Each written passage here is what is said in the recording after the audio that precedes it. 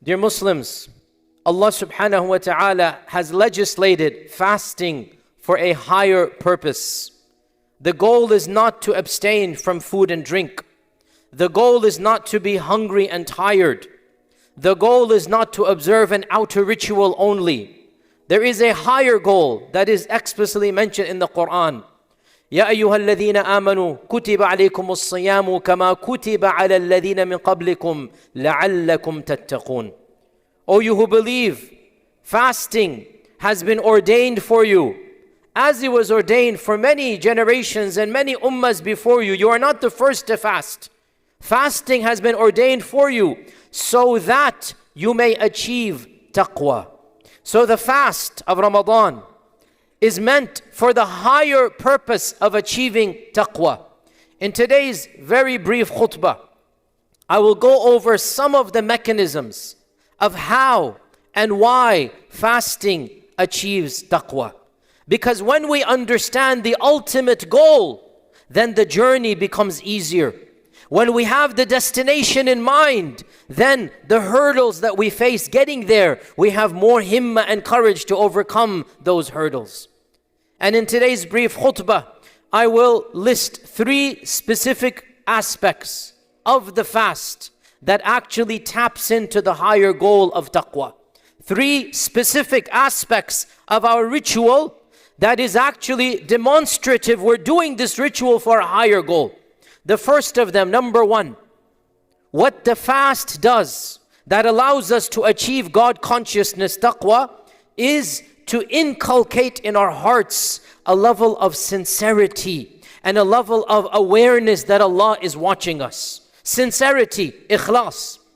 Fasting is the one deed you cannot do to show off. Nobody can monitor your fast. Not even your wife, not even your child, not even your mother. Anybody can break the fast secretly and nobody will be the wiser. The only mechanism we have to perfect our fast is to know Allah is watching. Is to know we are doing this for the sake of Allah. And therefore, automatically, our fast, it is our going to the gymnasium of ikhlas. We are working out our sincerity to Allah. Day in, day out. Morning, afternoon, late afternoon, evening. We're tired, we're thirsty. We can go quietly and go and take some water drinks. No, we will not do so. Why? Allah is watching. Allah is watching, even if nobody else is watching. And so for 30 days, we are going to the gymnasium of ikhlas, of sincerity. For 30 days, we are inculcating the sense of Allah is watching. Allah is Sami', Allah is Basir. And that is the essence of taqwa. Because taqwa literally translates as God consciousness. That is the literal meaning of taqwa. That you are aware that Allah subhanahu wa ta'ala is watching.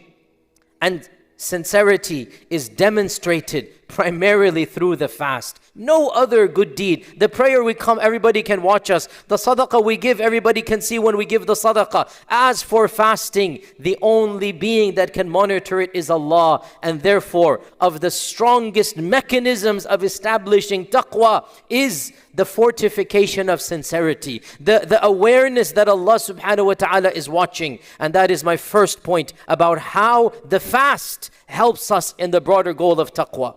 Point number 2, of the mechanisms that help to achieve taqwa is the very important concept of being patient and sabr. Of sabr. Being patient. Allah subhanahu wa ta'ala praises sabr in the Quran. And our Prophet sallallahu alaihi wasallam said that the pinnacle of iman is sabr. The pinnacle of iman is sabr. What is sabr? Sabr means to withhold and restrain your actions, to control the tongue, to control one's emotions. Sabr means to act in a manner that is in conformity with the Sharia. And sabr is a very, very difficult reality to achieve. There are many ways to do it, but without a doubt, the number 1 mechanism to achieve sabr is via the mechanism of fasting. Fasting helps us be patient. Obviously it does. Because if patience means to withhold and restrain, If patience means to control, when you're angry, sabr comes and keeps your anger in check. You don't act upon anger. When you want to say something nasty, vulgar, when you're angry, sabr comes in. And sabr says, nope, control your tongue. Sabr says, act in a dignified manner. Sabr says, don't say or do anything except that Allah will be pleased with it. How do we fortify our sabr? Well, what better way to do so than to train our body? When we're hungry, no eating and drinking. When we're thirsty, nothing for us to quench that thirst. Why? Because we are fortifying the mechanism of sabr in our lives. In fact, our Prophet ﷺ said, As-sawmu nisfu as-sabri. Fasting is half of conquering patience. If you want to achieve 100% marks in patience, half of it is by fasting. And the other half by other mechanisms, knowing who Allah is and reading the Quran and Sunnah and other aspects. 50% of your final exam on sabr. 50% of your grade on sabr, you can get it via the mechanism of what? Fasting. And obviously, what fasting does, we are once again forcing our body to be controlled by our soul. We are literally controlling via the sheer power of our will and our iman. We are showing ourselves, when Allah says don't do, I will not do. When Allah says do not cross this line, I will not cross this line. The body is screaming. It wants its food, it wants its caffeine, it wants its water. And the soul says no. Sabr, sabr, sabr. Until Maghrib, we will not do anything. And once again, we are inculcating and we are nourishing the beauty of sabr in our qulub. And therefore, this is one of the strongest mechanisms of how the fast is going to make us of the muttaqeen. Because you can't have taqwa without sabr. You cannot achieve God consciousness without being a patient person. And what is patience? Patience is to control one's desires. That's the literal meaning of patience. Your anger is there. Your frustration is there. Your sadness is there. Whatever the emotion is there. In Allah's mercy, emotions are not sinful. But patience tells us to keep the emotions in check and to not act upon the emotions except in a manner that will be pleasing to Allah. So come Ramadan, and we have the physical emotion, if you like, of hunger. We have the bodily emotion of wanting to be quenched. And Allah subhanahu wa ta'ala teaches us the reality of sabr through sawm. So once again, point number 2 here. How does one achieve taqwa? By mastering patience. And the fast of Ramadan will help us master patience. Point number 3. You cannot have taqwa. You cannot be of the people who are God conscious unless and until you are treating mankind in an ethical manner, in a manner that exudes mercy and compassion. Taqwa automatically indicates good manners and akhlaq. There is no such thing as taqwa and rudeness, taqwa and arrogance, taqwa and harshness. The muttaqi, his heart is soft not only to Allah but especially to the creation. The longest series of verses that describes the muttaqeen at the end of Surah Al-Furqan. It's literally a page and a half of description after description. Multiple characteristics of that description involves how you treat other people. In fact, the very first characteristic, وَعِبَادُ الرَّحْمَنِ الَّذِينَ يَمْشُونَ عَلَى الْأَرْضِ هَوْنًا وَإِذَا خَاطَبَهُمُ الْجَاهِلُونَ قَالُوا سَلَامًا. The servants of Ar-Rahman are those who walk on this earth with ultimate humility and modesty. And when the ignoramus want to have a fight, they say, salam, peace. We're not involved in bad manners. Subhanallah.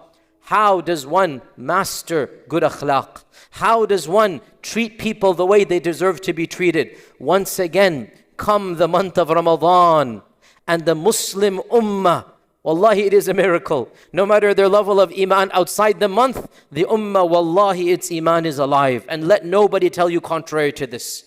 The ummah, yes, there are bad things that we have to criticize, but as a whole, the heart is beating, and it is beating hard. And how do you know this? Look at the month of Ramadan across the Muslim world. Wherever you are, without a doubt, people's generosity, people's religiosity, the masajid are packed to capacity during this month. every single day. That is not a show. That is not one-off. Everybody controls the tongue. Everybody wants to act more ethical. Everybody is trying to control their temper. And they start treating people in a better manner than they do outside the month. And this is of the essence of taqwa.